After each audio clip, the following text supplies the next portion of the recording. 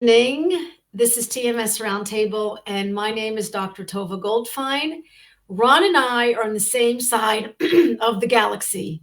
We are in the same star. We're even on the same piece of land, maybe depending on your globe. Ron is living in the Netherlands. I'm streaming live tonight from Israel. So we're only an hour apart. It feels good to be connected on many fronts. Ron Folketsma. Yeah, you got it. Yeah. Did I say it right? What a beautiful Beautiful. name. It So is.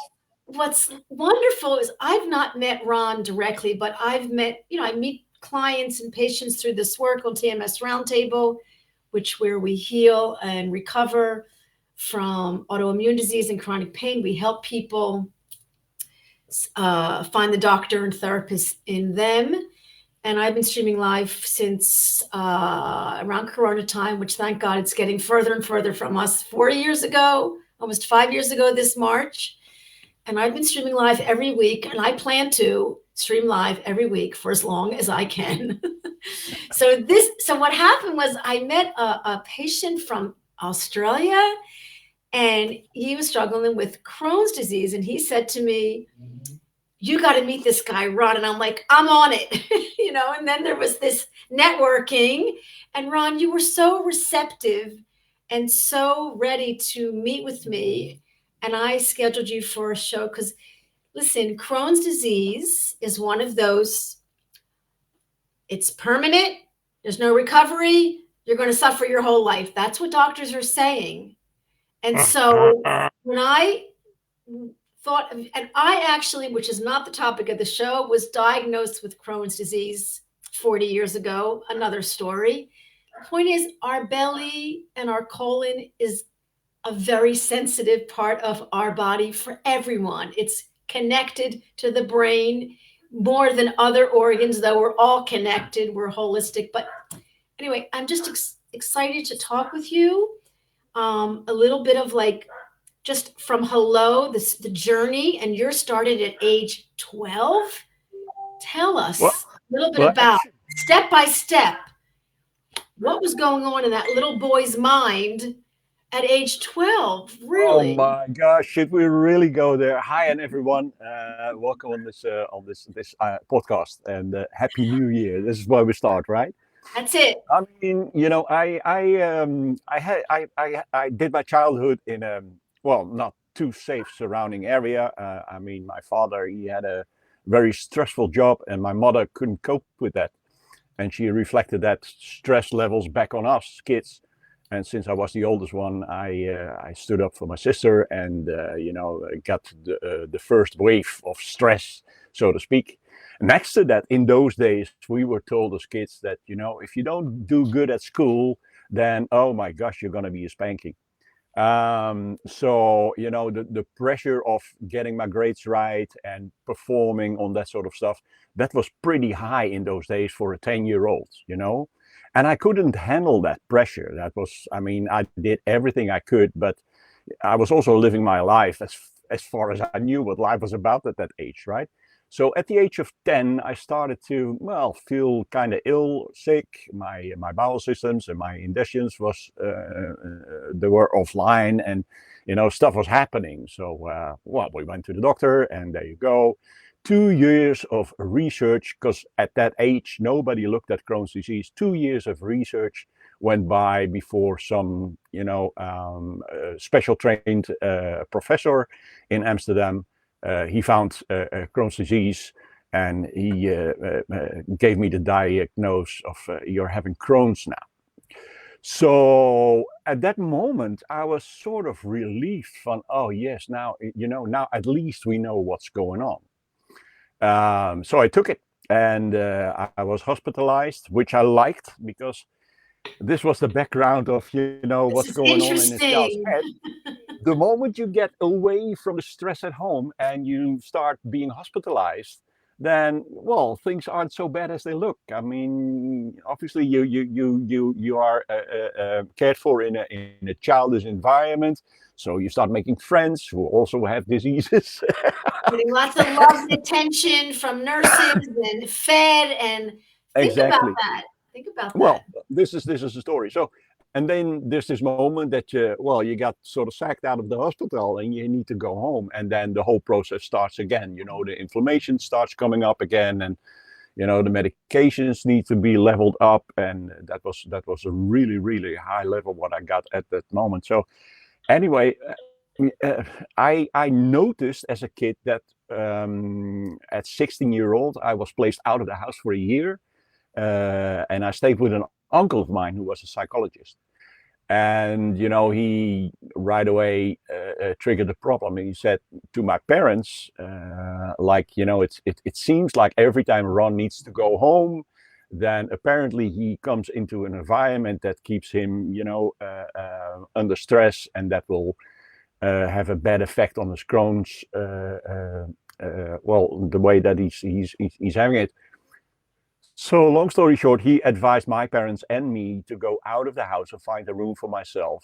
But, after 4 years of, aggressive Crohn, multiple hospitalizations, you are so programmed with the fact that Crohn's disease is uncurable, which nothing means, which means... I'm going to interrupt. So you're age 12, 14, and you're hearing these words, and you're sort of...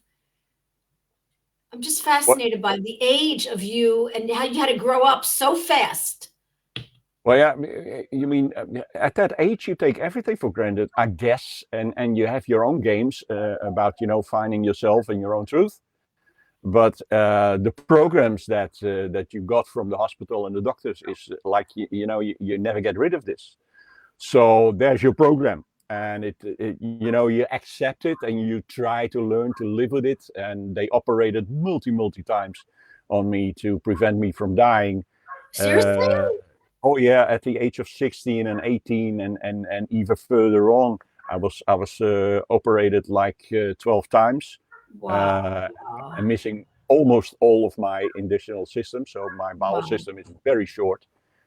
But nevertheless, I live a good life nowadays. But we're not there yet, right? It's let's take the timeline. So go ahead. Then what happened? 14, 15, 16, age 20. What's going on?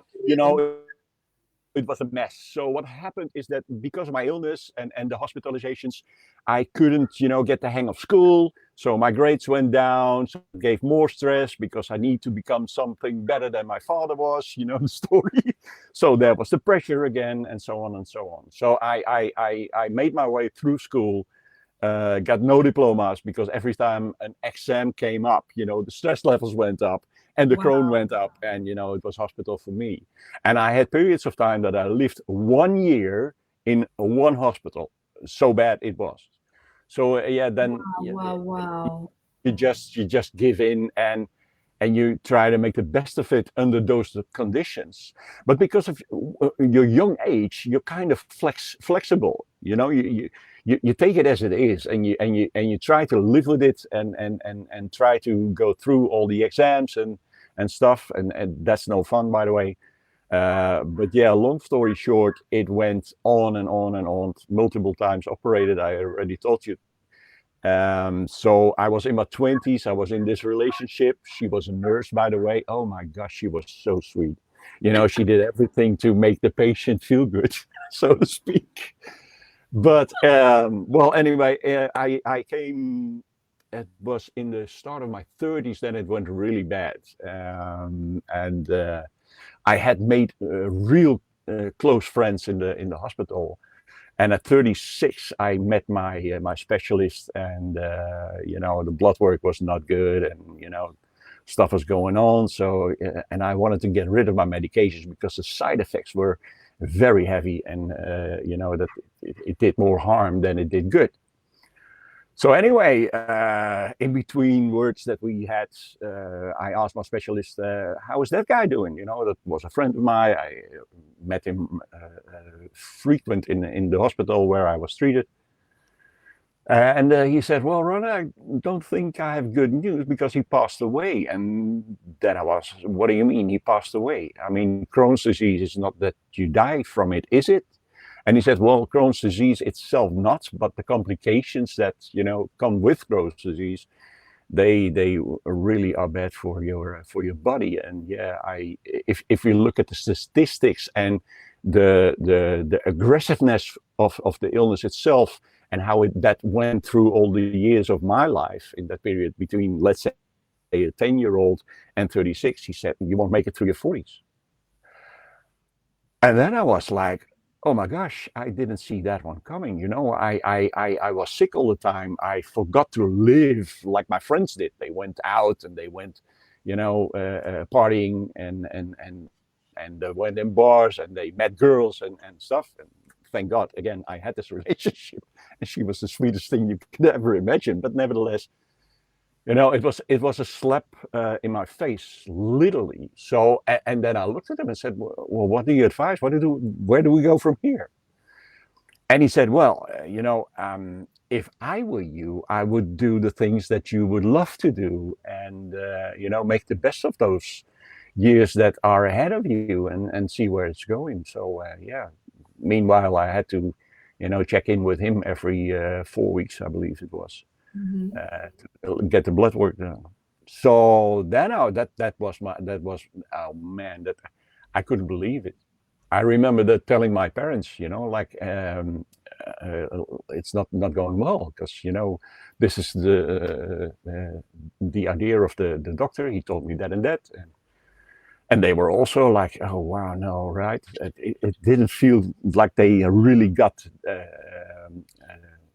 the thing itself, like it was, it was bad, they know it, but you never think of dying, right? I mean, not at that age. So what I literally did, because I didn't know what to do, what I literally did is I quit my job, and I went on sailing. I love to be on the water. I had a boat in these days, and I went on sailing, and there I figured, I need to make some money. So let's start, how do you call it, a yachting, business. So I started working on boats and helping clients out with their problems. And it did me quite good, but that was not really the thing that I was, feeling quite alive by. And then I was, one day I was standing on stage. I was singing with a band. And there was a guy in the audience. He said, I need to talk to you afterwards. Is that okay? I said, yeah, go. And they asked me if I wanted to be one of the head leads in the musical Hair in Holland. And if I want to audition for him. So, yeah, I made an appointment, and, I did the best I could. I gave it all I had, and I was chosen. And that's where the real fun began, because when I was on stage, for instance, I could let go of my emotions. I could give them a sort of form that the public liked, and you could feel the vibration coming back. And that really hit me like, oh, this is what I want to go.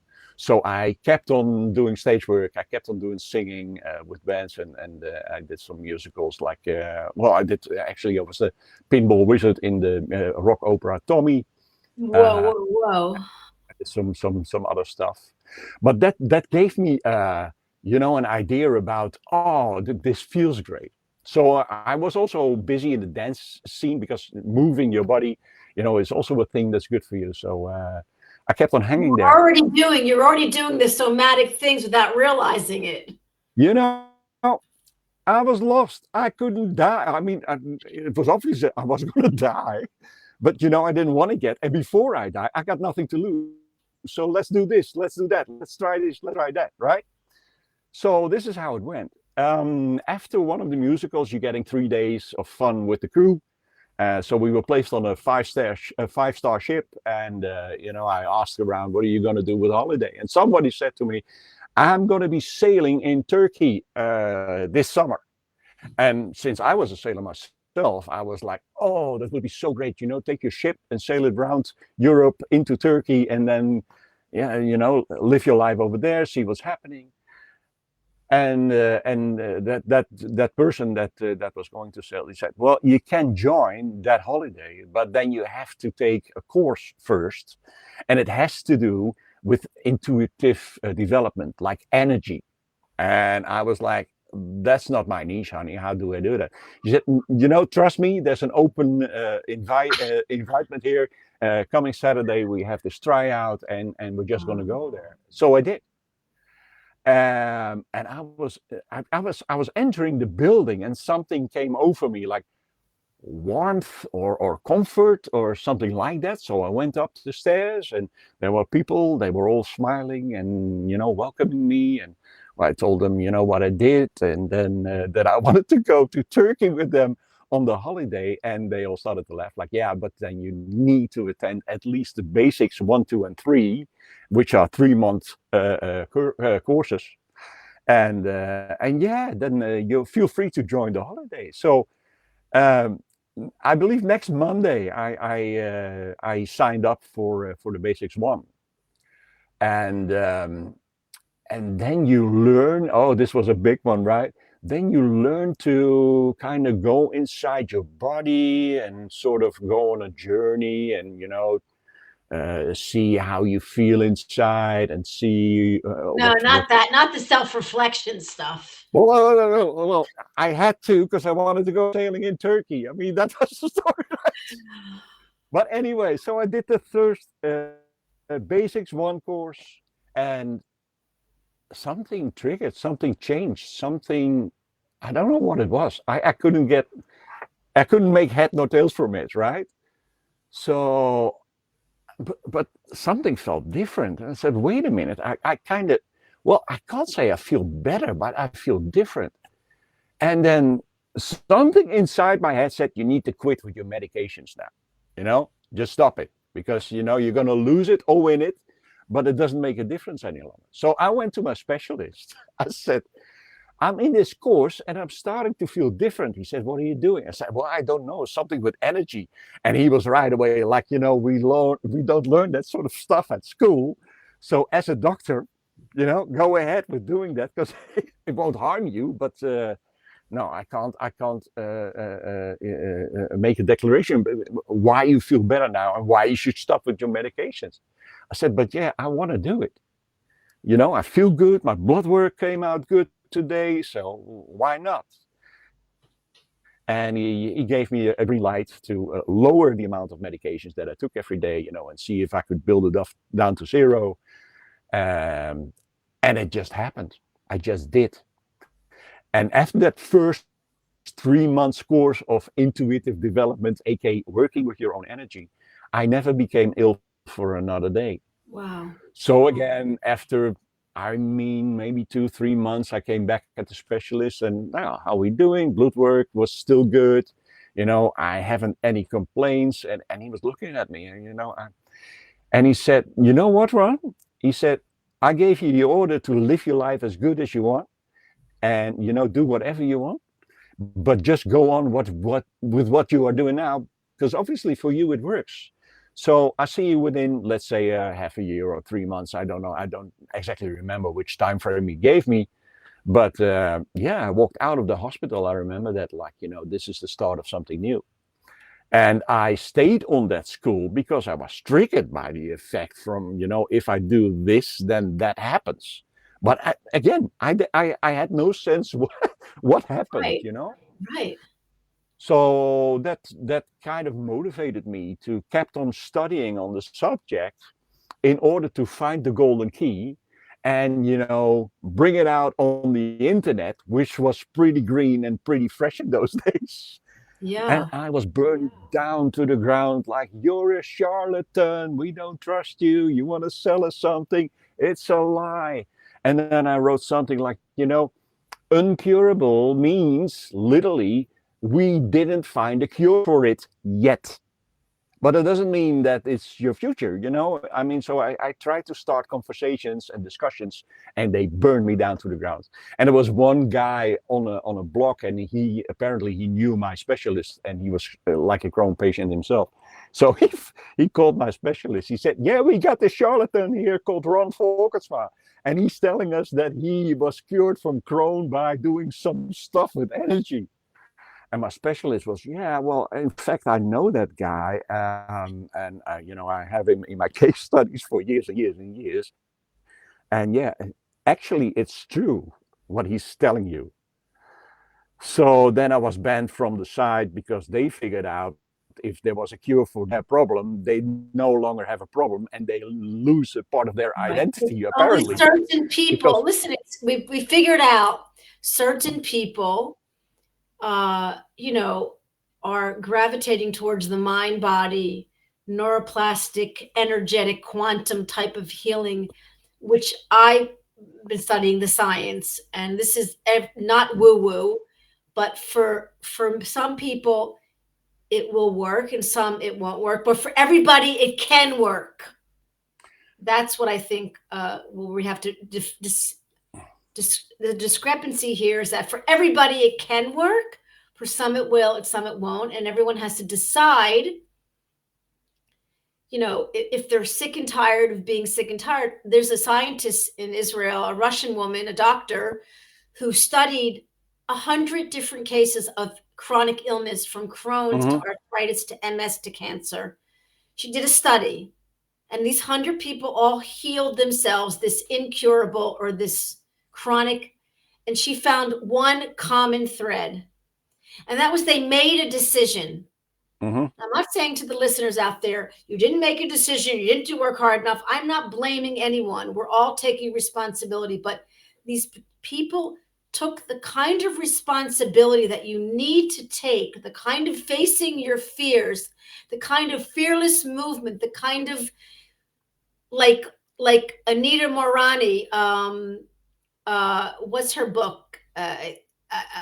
Something to Die. The book is like Living to Die, or I forget her name of her book. If anyone knows out there in the audience, like you know, she had to accept her death to live. Yeah. So that's what you did. You were brave enough, and all these people with diseases are brave. You're all very brave. It's just you're all on your journey in a different way than Ron was, or I was, or Jeannie, who healed from fibromyalgia and chronic fatigue. We're all on a journey, and you faced yourself, Ron, and said, I am not scared of this disease. It's not going to empower. no, And you trained your brain. But tell us your magic key and what you saw happening in that time period of your healing. if I look back and connect the dots, it started for me with acceptance. I mean, the moment I heard that I wouldn't go through my 40s, I kind of accepted that, like, okay, if this is the case, then let's make the best of it. So the acceptance stopped me physically fighting my disease, which was not possible. I mean, the harder I fought, the better So the conflict was gone. There was peace. Yeah, exactly. And exactly at that time of peace, 2 years later, that was, I came at that school somewhere in Utrecht, Holland, and they learned me something about self-reflection. And going on with that training, I went on and learned things about healing. I learned things about, you know, how energy works in a person's body. I learned some things about being connected with the planet, its core, and with, you know, what we call supreme being or the universe or whatever name you give it nowadays. But so it was, you know, trying this, trying that, but I felt better. I felt sort of becoming clean with my past. What do you think was happening inside of your nervous system that literally stopped the inflammatory responses to your colon? Because your colon was not expressing any inflammation. What do you think was going on? Basically, the reason why I got Crohn's disease was to get away from a stress situation at home. At that school, I realized I didn't live there anymore, you know, but I took for granted that you never get healed from Crohn. So, you know, you take it with you. But what it started were the high pitched stress levels that gave me Crohn's disease, that gave me a reason to get out of the house. So it served me a purpose in those days. Very, very important. Yeah. After I was out of the house, it was no longer necessary. So, but I didn't realize that. It was so programmed inside your system as being human. You have this illness, so you just carry on having this illness. And, you know, at 36, after, you know, starting at that school, or 38, I mean, there you become aware that you could be in charge. That you gave, I mean, the moment a doctor tells you you got this and this, you gave up your ownership. You know, this is my ship. And there's a guy in front of me, and I'm 12 years old with a stethoscope around his neck and a pocket full of pens. I get no clue why they have these pens, by the way. But nevertheless, they tell you it's this and this and this. So there's your program. So you just put it in your subconscious and you try to live with it. And you never become aware that you can get rid of it unless you meet somebody who tells you a different story and show you that it can be done. Yeah. So just a take home insight to the listeners, there are amazing doctors out there that are doing the best they can. And a lot of them are very black and white.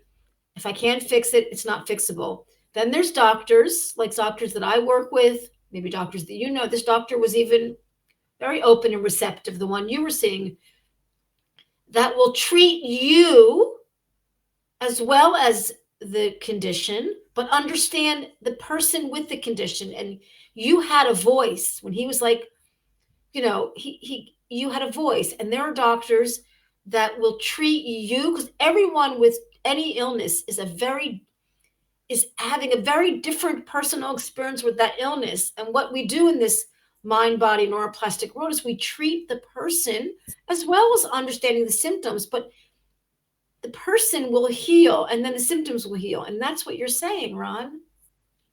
Yep. So I spent in those days, well, while I was living this illness, I spent years and years with psychologists, for instance, and they let you talk about your problem. And at a later stage, talking about your problem is what you keep glued into the problem. The more attention you give it, the bigger the issue becomes. And all that sort of stuff. I mean, there are so many still missing links with science nowadays, as we do it. Let's call quantum physicists, persons who are very good at healing, and the medical industry nowadays. There's still a gap that we should bridge. I mean, I am 100% sure that every person can heal his own problems when he becomes aware of them, that they do tricks with your body or tricks with your mind that are no longer necessary. So same goes with grief. People who are in grief for years and years and years, and they just can't get out because they can't find the way out. There's nobody there. So we give them psychologists, and they talk about their problems, and the problems become more intense, and so on. And I think we need to find another way. In fact, I know we are in the age that we're gonna meet, these two worlds. It is quantum physics, and it is the medical industry. We have to meet in order to bring a new light on, how to cure diseases. I mean, obviously, we give a lot of medications to people, and that's become an industry itself. And the whole economic structure is one of the big pillars is the medical industry. So there must be coming a breakthrough nowadays, because our voice, so the voice of the healed, so I wanted to say, bless you, thank you, the voice of the healed, and the people who do the research on how this works, like in quantum physics, their voice is becoming stronger by the day. And one of these days, we're going to meet. These two industries must meet in order to really heal not only diseases and illnesses, but actually the whole world. I mean, it's just a level of vibration that we all live on. And the moment you higher that vibration, something else is going to happen. Wow. So how does that work? So I think we stepped into the age of something ridiculously big, and where we all can be owners of our own life. Wow. Yeah. So beautifully said. And we are heading there, and it's kind of like heading back to kind of where we came from, in a way, like full circle. And let's prevent disease rather than even treat it. Let's prevent it. Well, and we may have to peak a little bit more and damage our environment and our health a little bit more in order to learn, because we're a unit, all of us. But individually, like the man in the mirror, like you and some of the people that have been on my broadcast and I've been blessed to meet, will find themselves in the solution of their healing. And so tell us more about, so did you do any, after this course, you were discovering you were reflecting, you were much more in touch with your emotions, understanding Yes. what your like secondary gain was of getting that disease, which is kind of Yeah. a bittersweet realization when we realize that. I mean, Dispenza talks about, Joe Dispenza will talk about, and even Gabriel Maté, who wrote this book about,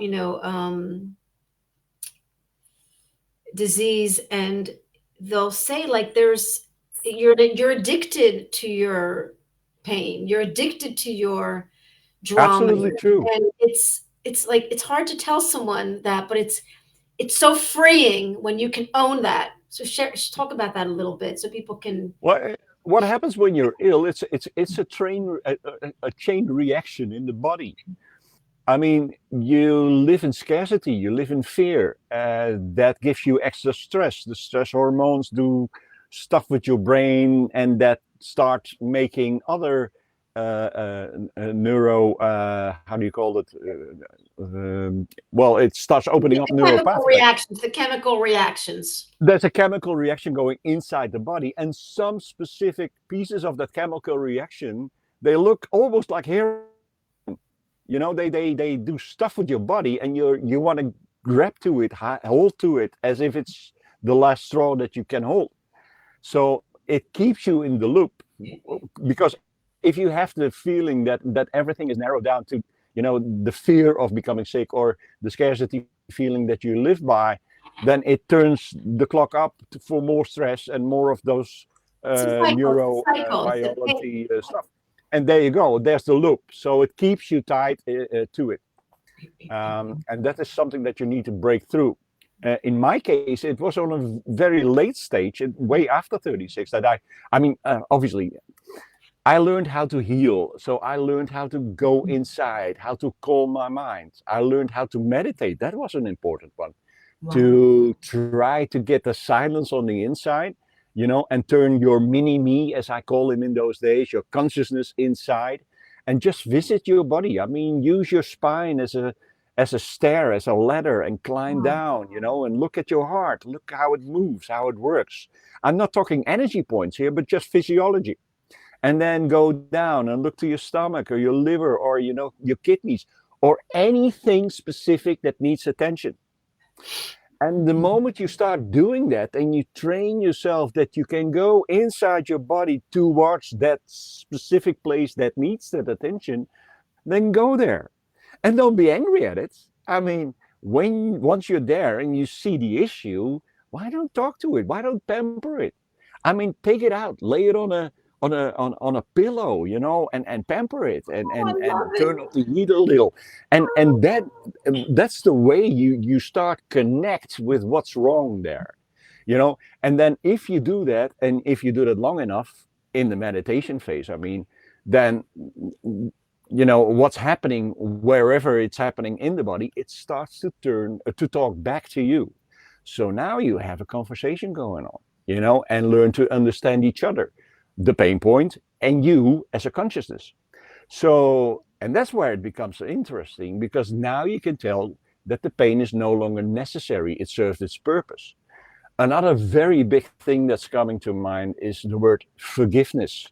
I mean, oh my gosh, I was so angry on myself that I didn't catch this epiphany earlier, it could have saved me so much pain and operations and stuff, but apparently I wasn't ready for it yet.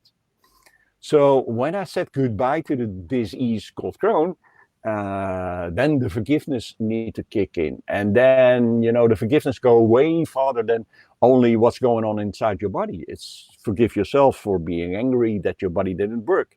But oh my gosh, this was a big one. I'm not going to tell it here, but just a small piece. I needed to forgive my parents. Oh, that was a big one, I was slap ceiling for bad grades at school. just to give you, a picture about where you need to go. It's not all that easy and that simple, but repetition of, this kind of training, that just does the trick. I remember I was through my basic studies, and I did the healing course, and I was into a reading course, like becoming a psychic reader. And I was an assistant in a healing class. So I sat, for 1.5 hours meditating and talking and trying this and trying that. And then the teacher gave me a sign like, Ron, it's, the how do you call it? The timeout comes up, we need some time out, like a half an hour. And I went to the kitchen making tea and coffee. And the moment that the students came in, I was just pouring the tea in a teapot, and it was boiling. It was like a water cooker. You heard it.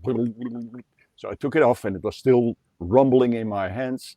And I poured it into the teapot, and the lid came off. So all the hot boiling water went over my arm, and everybody started screaming like, "You need to cool it! You need to cool it!" But the moment it happened, and while I was still in this not really meditative, but I was close by, I right away went in. I went to my arm, my mini me. And I just, oh my gosh, I told all my cells here that, it was not their fault. It was my fault. I was stupid.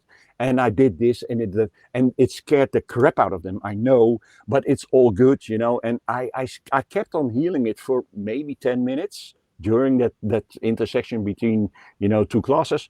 And the rest of the evening, all the students were fixed on my arm. Like, when does it turn red? Where are the blisters? Nothing happened. Nothing happened. Wow. There was one thing I forgot, and that's there are nerve endings in your arm, and I didn't speak to them. So they felt a bit like, like they were asleep, I would say, for a week. But, my skin stayed intact and nothing more happened. So then it becomes like a challenge, when something is going on, then right away you go to that spot in your body and you start talking to it and make that conversation. Take your time for it. Once a day, even 10 minutes will do the trick if you are trained on that subject. But when you turn yourself inwards and you go to the place which does pain, I mean, go there and, tell it, I'm so sorry I did that.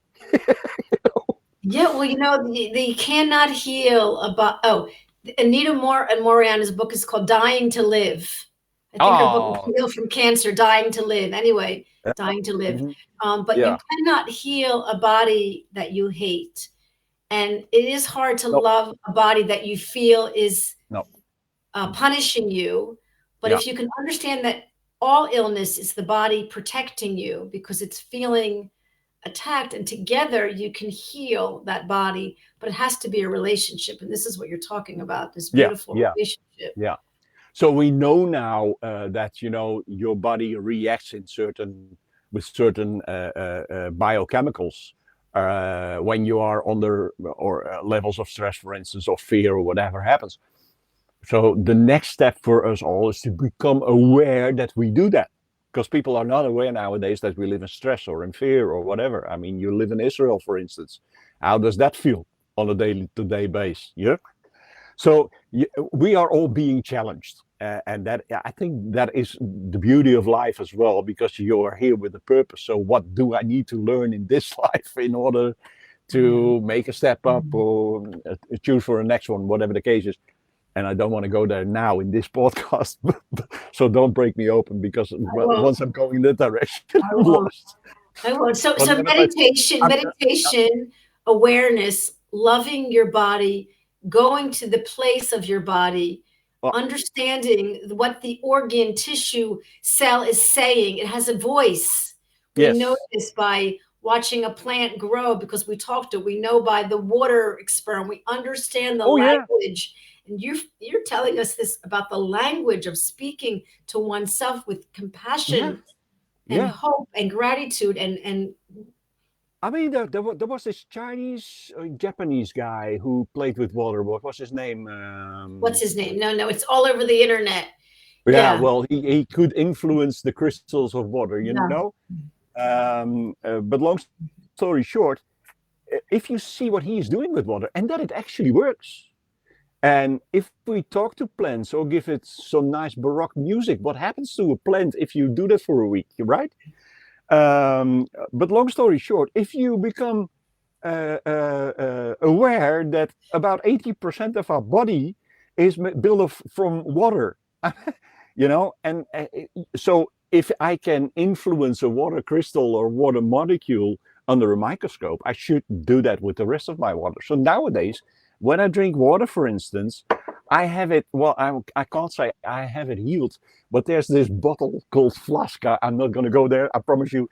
And it does the trick for you. And the water tastes better, but it also, it purifies the energy for some reason. And I must say, becoming aware about what you are doing to your own body is the first step that you need to take. Wow. I will need to go back now to the Crohn's, and then I finish with that chapter.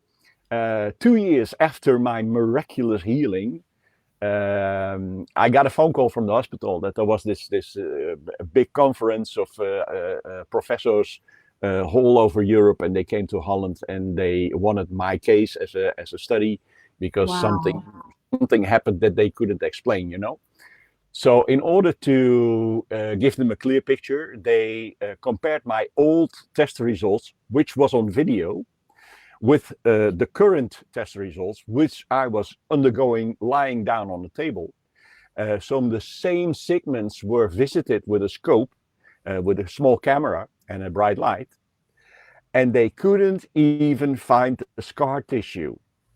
So then I had like 8 or 12 of those big guys standing around the table, all like, how did that happen?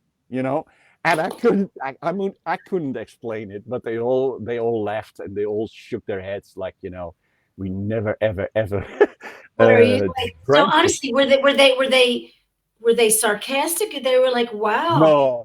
No. These were the type of guys who know it all, and they also know how to react in certain situations.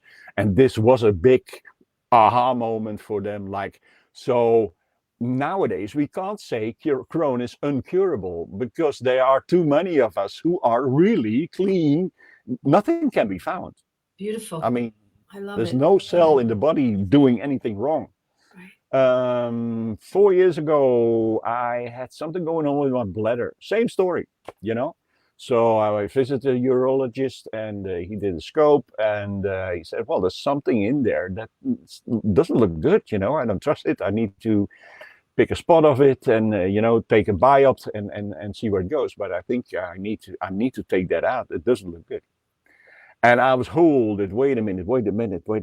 How did that happen? And I couldn't have a clue about how it happened, obviously. But I was remembered at my previous Crohn's chapter, and I just was like, give it a go. Why not? So I went on meditating on a daily basis, and I did the same thing as I do with other cells when I burned my arm. Now I went inside to my bladder, and I had a conversation there. 2 weeks later, I had to take a retest at a different hospital because I wanted to be re-examined. I was not sure about does this need to be operated or not. And they did the same exam, and they couldn't find anything. There was this very tiny red spot, and he said, "Well, I don't know what it is, but it doesn't look like problem." So Was within it a jelly bean? It was just a red jelly bean. no, it was nothing. It was just a part of the tissue that was slightly more red than the rest of the Oh, surrounding area. wow. But nevertheless, the whole spot, and it felt like a walnut so big. It was gone, completely gone. Yeah. So I just go on doing these things. When something goes wrong, don't get in it. Don't get mad about it. Don't fight it. Step back, look where you are. Try to get your patterns here in I call it in alpha wave, and start asking the right questions and take the right decisions instead of becoming in fear, which doesn't work. Einstein, by the way, he said that you can't solve a problem from the same level of awareness where you started the problem. So the awareness itself, that's a very big thing. And there's so much going on. I No, mean, there's take Crohn's disease. People are constantly in victimhood, in victim mode. You know, their whole system is like, I'm a victim now, and you need to step out of that layer. That I call it four stages of consciousness. The lowest state is victimhood, and then you get into a by me state, achiever mode. You know, and that's the level where you need to be, where you need to go over things like acceptance. You know, accepting that it is like it is. Then you level up, and then you can treat that part of you that in victim mode created this issue with your body. The level on top of the by me mode, the achiever mode, is what I call through me. It's more a flow state. It's somewhere between neutrality and love. I mean, if you are on that state, then you learn how to create your life, for instance. But this is a bit off topic about the Crohn's disease, but it's all so connected. It is one big thing.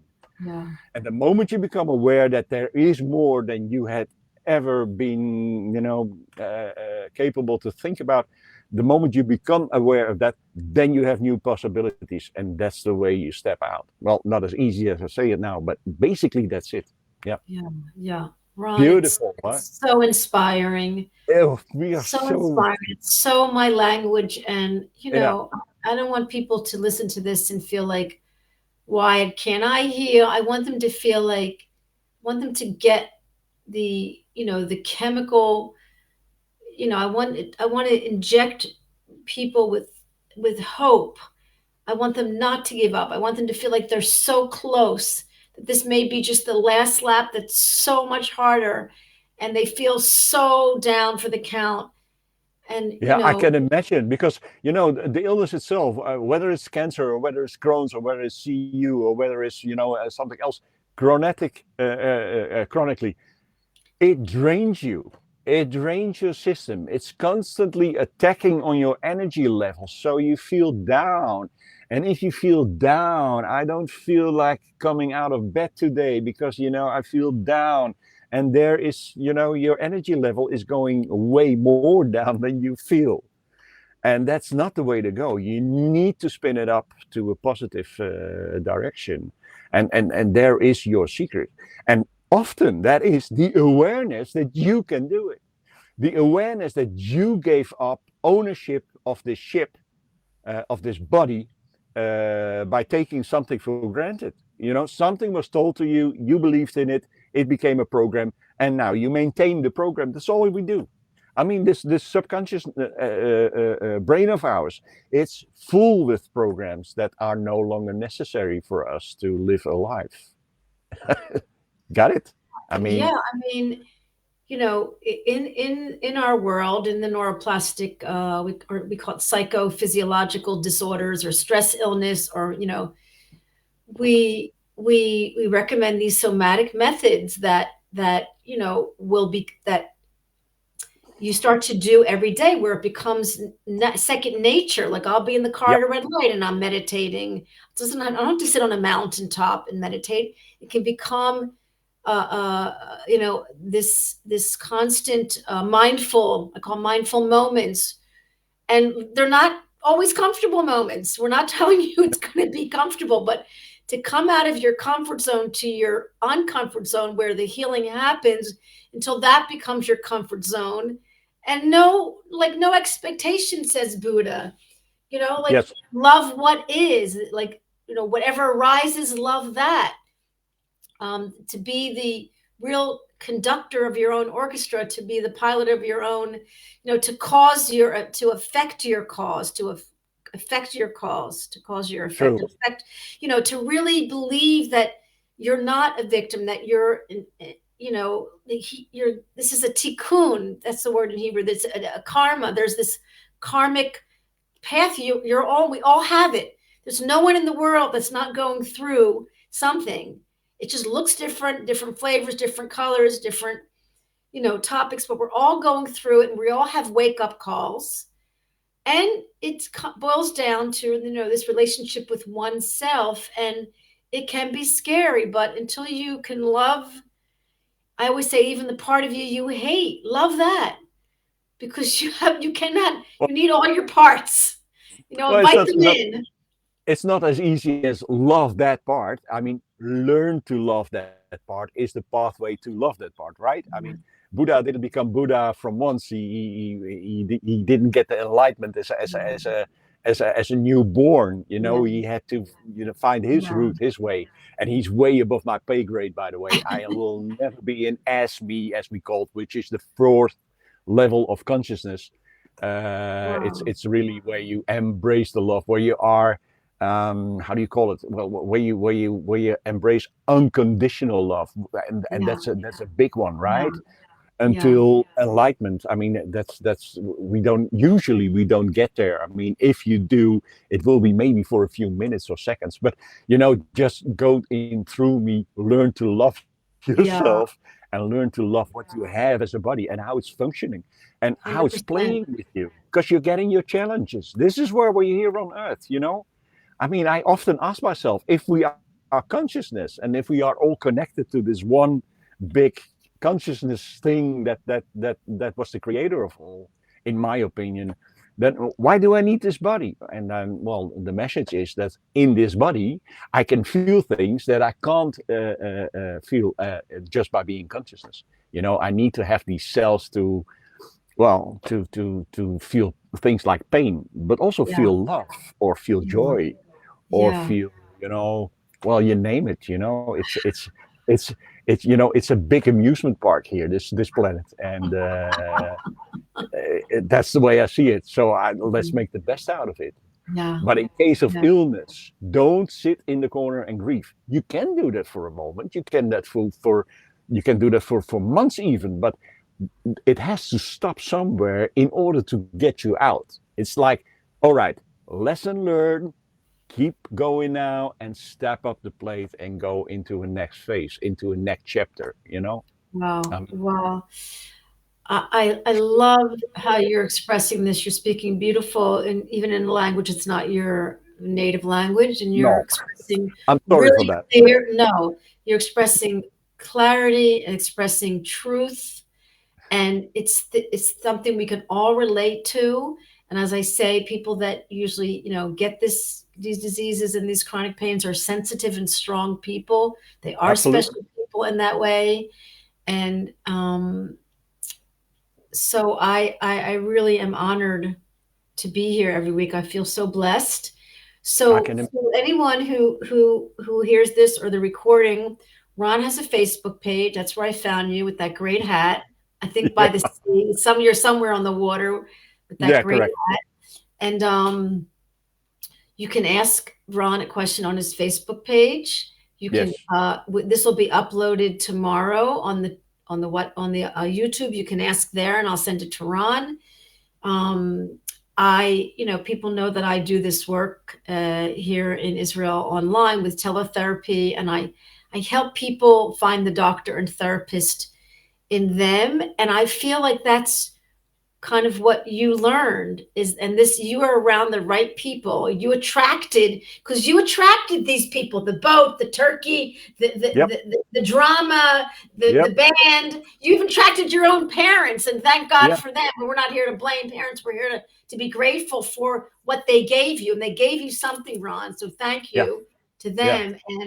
And I I love helping people also on their journey, and people can contact me through my Facebook page. I don't always talk about subscribe. So, I've Neither actually been do able I. to attract amazing people to my broadcast, and I'm so thrilled. And if anyone has any questions, please feel free to share in these last few minutes before we say goodbye. Um, I'm happy. Jeannie's amazing. Sometimes she co-hosts with me. I think she comes in now. She's in California. Henya, I'm Beautiful. not sure where you're at, but I'm happy that you listen to this. There's thousands of people on these IBS and Crohn's Facebook pages, and I kind of reached out to them and kind of said, look, if you're open-minded and you want Hmm. to, but it's true, not everybody wants to do this. It's a No, different kind of work, but it's the most freeing, like unchain, untangle healing that someone can do. And it's not for everybody. I But fully agree. And the work that we do, it all started somewhere within ourselves, and in the principle of paying it forward, we stepped up and we showed ourselves and say, hey, to me, there was a way out. Maybe it works for you as well, because we have to be careful what we're saying here. But, I know 100% sure that everyone can take a decision and everyone can step out. And therefore, I admire you as a person. I admire you for your work you're doing. And let's get out there and make people become them aware that, that you really have a choice. Wow. And if they are ready to make that choice, they just need to contact us. And really. Once you make that decision, that's it. Ron, exactly. You have blessed my studio All right. with such joy and light and inspiration that this studio in 2025 will never be the same. It's a good start, right? So maybe we'll meet again and spread some more pixie dust and tinsel into my studio and onto the internet, into the virtual world. Healing happens here. Yeah. You can recover. It's possible. Yes, 100%. This one woman who healed MS, on her website, it said, incurable is impossible. No, it's like, or, the first president of Israel was David Ben Gurion, and he said, to be a realist, you must believe in miracles to be a realist. Yeah, I think so. Yeah. So, and this is not about magic. We're not talking about miracles, and that this was about the human body is made to heal. We have an innate intelligence. You tapped into it, found it just at the right time. Thank and God. Everyone has that innate intelligence. It's an incredible, and we haven't even talked about God, which is a big part of this. So whether it's your divine healer or divine energy or the quantum or God or Jesus or Allah or Moses, invite them in also. So thank you so much. Anything you want to leave our audience with? Any last kind words as we begin? No, just follow your progress and do the work. I always say, I become aware, and trust is another issue that you learn to work with during your process. I mean, you should put your trust in the fact that it's all possible, and that in fact we as a physical body are playing with who we really are, and that awareness does the trick. So each and every one of you who's listening or seeing this, I wish you a super duper great year 2025, and make something of your life, right? And if it doesn't work, reflect back to us. I mean, we're here again. Try again. Get up again. Get up. Falling it up. Exactly. Falling it up. Yep, I fell from a horse once, and it was a ride up, and that was the trick. So right. It also works like that in life. Wow. Thanks Wonderful. for being Ron, here. Bless your incredible, huge heart. Thank you so much. Many insights and resources and great tips. Thank you so very much. You're Have a so wonderful evening. All the best. See you all next week. God bless. 1 second.